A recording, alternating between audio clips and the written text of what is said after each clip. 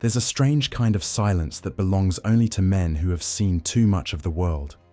It's not the silence of weakness or confusion, but the silence of understanding. He walks through noise, the chatter of opinions, the boasting, the need for recognition, and he does not compete, because something inside him knows that truth doesn't need to shout. In every age, men have used words to prove themselves, to show intellect, confidence, dominance. But the rarest men, the ones history remembers, they rarely spoke much. Their presence did the talking, and learned to carry them without flinching. That's why his silence has weight, because behind it lies understanding, and behind understanding, pain. Every man who becomes truly present has walked through some kind of fire. He's been broken, humbled, emptied, and in that emptiness, he found stillness. The world today despises silence. We scroll, we talk, we react, desperate to fill every gap with something. But a man who can be still, a man who can sit quietly with his thoughts, who doesn't need to perform for validation, that man radiates power. People feel it before they see it. It's an ancient instinct, the tribe sensing the one who carries calm amidst danger. It's not his muscles, nor his wealth, nor the way he dresses. It's the way his energy doesn't leak. He doesn't chase attention, he directs it. The samurai before battle, the philosopher before speaking truth, the father before deciding punishment. In that pause, in that still breath, lives mastery. Presence is not just about silence, though. It's about how a man carries that silence, with awareness, with purpose, with grounded energy. When a man loses touch with his center, his silence turns into passivity. But when he remains anchored, when silence becomes his discipline, it transforms into command. You can feel this difference instantly. The passive man avoids conflict because he fears it. The present man doesn't chase conflict, but he's not afraid of it either. His calmness isn't submission, it's control. His quiet isn't emptiness, it's focus. And that difference is what makes the world listen. The man who seeks constant attention never finds peace. The man who seeks peace gains attention without effort. So learn to let silence do the work. Let your eyes speak before your mouth opens. Let your calmness interrupt the noise. Let your energy say, I am here. I don't need to prove it, but the refusal to be moved by the world's chaos. It's not about speaking less. It's about meaning more when you do. Because when a man carries true silence, it's not emptiness, it's power contained, and everyone around him feels it, even if no one can explain why. Presence begins in the unseen. It is not born in crowds, nor built in conversation. It grows in silence, where a man faces himself without escape. Stillness is not the absence of movement. It is the mastery of it. It is a mind that no longer reacts to every impulse. It is the slow, deliberate breath in the midst of chaos. And it is this stillness that transforms ordinary men into pillars, solid, calm, immovable. Restless ambition, regret, desire. The weak man lets those storms drive him. He becomes a slave to every emotion, every distraction. But the strong man learns to observe them. He watches the rise of his temper, the tremor of fear, the pull of lust, and he does not obey them. He breathes, he waits, he sees the wave and lets it pass. That is the discipline of presence, the art of not being dragged away by the noise inside your own head. Marcus Aurelius once wrote, "Nowhere can man find a quieter or more untroubled retreat than in his own soul." This is what most men never discover. They run outward, chasing distractions, validation, pleasure. But the kingdom they seek is inward, and only silence opens that door, because it grants choice. When you are still, you can decide who you will be, not just what you will do. You stop reacting, you start responding, and that tiny difference changes everything. The still man speaks less, but with weight. He moves slowly, but with precision. He is not frozen, he is deliberate. People mistake his calmness for passivity, but in truth, he He sees more than others do. He sees patterns while others see panic. He sees opportunities while others see noise. This is the psychology of masculine presence. When a man's mind becomes still, his perception sharpens. His energy condenses, and that condensed energy radiates through his posture, his tone, his very being. It's not mystical, it's biological. The body reflects the mind. When the mind is chaotic, the body twitches, fidgets, overreacts. When the mind is grounded, the body becomes precise, economical, and sure. There will be moments when life pushes you to the edge, when people provoke you, when failure humiliates you, when desire tries to pull you off balance. That's when stillness becomes a weapon. It's the pause that prevents destruction, the breath that keeps your hand steady, the quiet that lets wisdom speak before the ego does, because the ego always wants to be heard first. But the man of stillness knows that silence speaks last and loudest. You reclaim your power from the world. When you learn to sit in silence, you learn to sit with yourself. And when you are at peace with yourself, the world can no longer disturb you. Stillness turns a man from a seeker into a center. He no longer hunts for validation. He becomes the one others orbit around. And a mountain does not need to shout its strength. It simply stands. That is the nature of masculine stillness. To be unmoved, yet fully alive. To be calm, yet dangerous. To be silent, yet profoundly present. And when a man reaches that point, he no longer speaks to be heard. He speaks because he must. Because truth, not ego, has chosen to use his voice. That's the essence of presence. Stillness that commands the world, without ever needing to demand it. Respect is never taken by force. It is drawn, quietly, effortlessly, toward the man who doesn't seek it. You can feel it in certain men. They don't posture, they don't rush. They simply are. Every movement, every pause, every glance carries intention, and people respond without knowing why. That is the energy of presence made visible. These things reveal whether he is centered or scattered, calm or insecure. A man who has conquered himself does not need to conquer anyone else. His calmness already dominates the room. Think of the lion. He doesn't roar to prove power. He roars to remind the jungle it still belongs to him. But even when silent, every animal knows where the lion is. That's presence. That's energy that cannot be hidden. Live split in two. They speak of confidence but move with anxiety. They preach discipline but avoid discomfort. They try to project strength but are ruled by fear. And the body betrays them. The energy leaks. Because energy never lies. The man who has done the inner work doesn't need to act strong.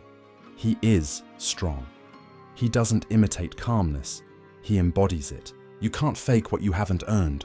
They can feel when a man is no longer at war with himself. That peace creates power, because peace is rare, and what is rare always demands attention. He doesn't command through volume, he commands through gravity. Gravity is the perfect metaphor, because like gravity, presence doesn't push, it pulls. It draws others toward stillness, toward order, toward focus. And that's why the world trusts such men in crisis. They radiate stability when everything else falls apart.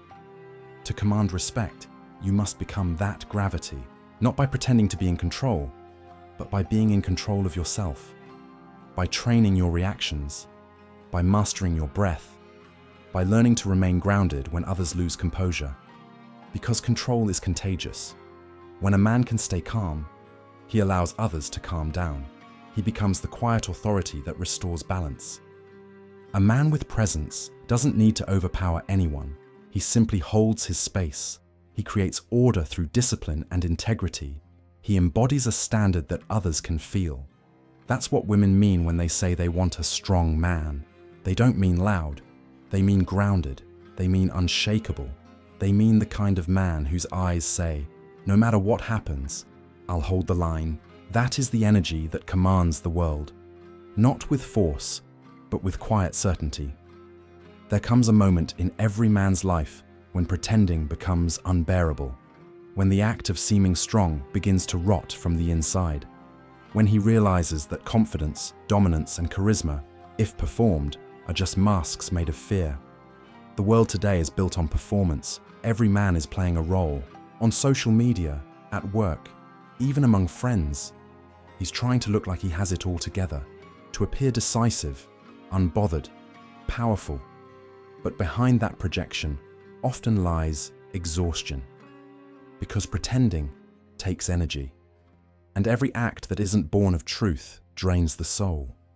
Presence, on the other hand, restores it, because presence is not performance, it is acceptance. The death of performance is the birth of authenticity, yet beneath every mask is the same hunger to be seen as enough. And the irony is that only when a man stops trying to appear enough does he finally become it. Carl Jung called this process individuation, the integration of the shadow. It is the moment a man stops rejecting the parts of himself that society told him were unworthy, the aggression, the sadness, the doubt. He stops hiding them and instead learns to guide them. That is when he becomes whole. And only wholeness creates real presence. Because as long as you're performing, you're split. One part acting, the other observing. You're never fully there. But when you drop the act, when you dare to be genuine, you return to yourself. And that's when the world finally feels you. Performance is about control, manipulating perception, managing reactions. Presence is about surrender, trusting that who you are, when aligned, is enough. The performer fears being exposed. The present man fears only being false. When you stop performing, something remarkable happens. You become more relaxed, yet more intense, more open, yet more unshakable. People feel they can trust you, not because you're perfect, but because you're real. Realness cannot be replicated. It's not style, tone, or confidence training. It's congruence. When your inner world and outer expression finally match. That congruence radiates authenticity, and authenticity commands respect.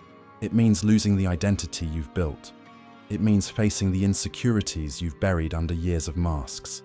It means saying, "This is who I am," even if it's not enough for you. You discover a presence that doesn't need permission. You discover quiet confidence, born not from pride, but from peace. You stop trying to convince people of your worth. You start embodying it. To kill performance is to free the soul, to stand bare, unarmored, and say, "This is me, imperfect, but real," and that is enough. There is a particular strength in the man who remains calm when the world begins to collapse. Not the calm that hides fear, but the calm that transcends it. Because when the noise outside rises, the still man retreats inward, to the space he has built through discipline, solitude, and pain. In every crisis, there are two kinds of men: those who are ruled by emotion, and those who are guided by presence. When chaos comes, when betrayal hits, when failure strikes, when the ground beneath you gives way, you will see what kind of man you are. Because crisis doesn't create character, it reveals it. When everything you love is taken from you, and you learn to breathe anyway. You cannot learn presence in theory. You must live through storms.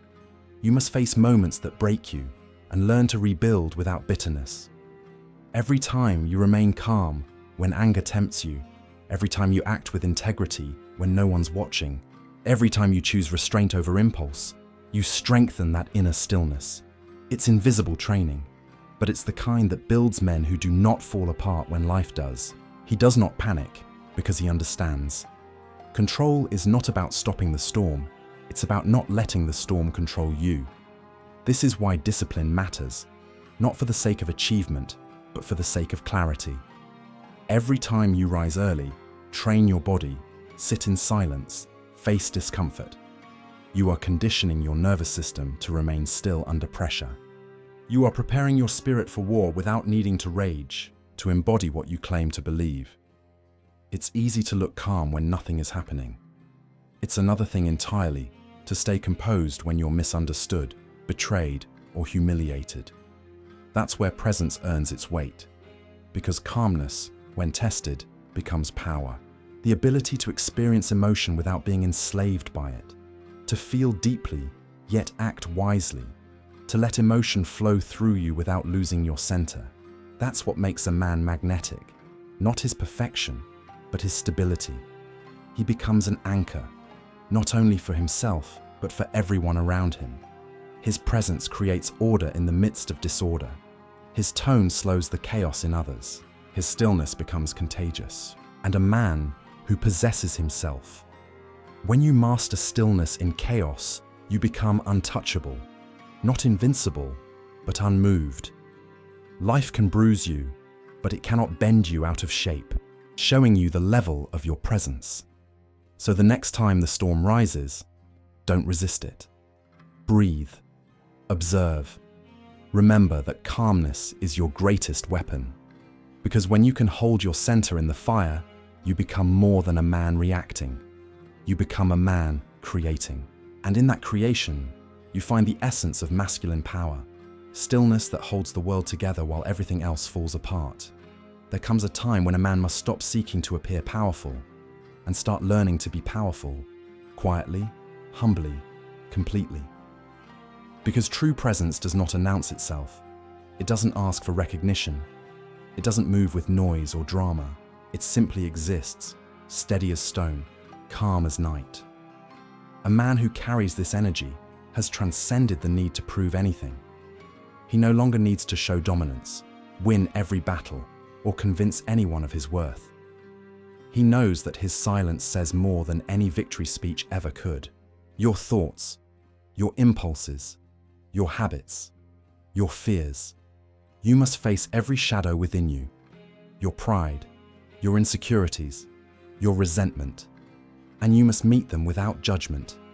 Because what you do not confront will own you. And what you own loses its power over you.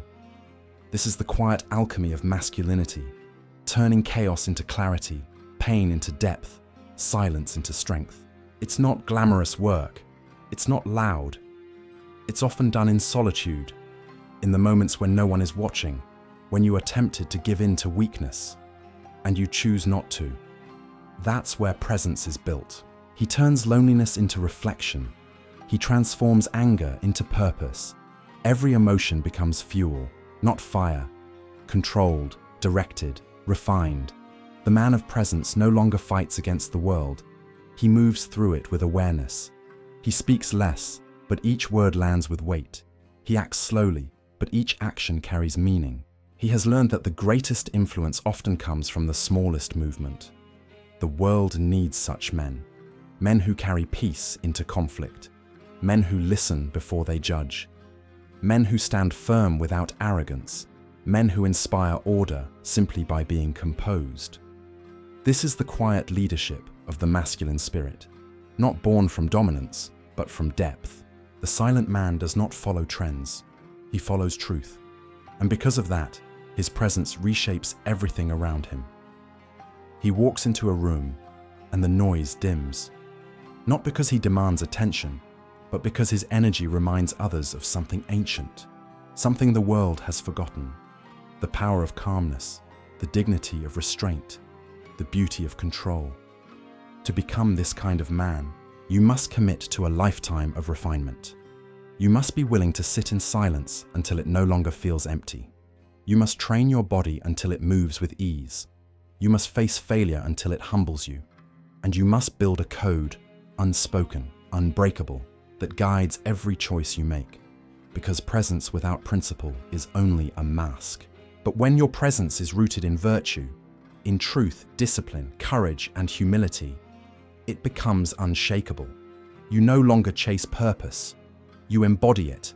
You no longer seek respect. You command it. You no longer try to lead. You simply are the example. And that is the highest form of masculinity. To be felt more than heard, to be respected more than seen, to move through life as a silent force of strength and peace. In the end, Every man must decide, will I keep performing for the world's approval, or will I stand quietly, completely in my own truth? Because when words fade and masks fall away, what remains is presence, and presence is the purest form of power. Slow down for a moment. Breathe. All your life, you've been told to be louder, to stand out, to prove, to conquer. But presence was never about volume. It was about depth. The deeper you go within yourself, the quieter you become, and the more the world begins to listen. You don't need to fight for space. You don't need to prove your strength. Your stillness already commands it. Your silence already carries it. Remember, the strongest men are not those who roar the loudest. They are the ones who can remain calm in the storm, gentle in power, and steady in truth.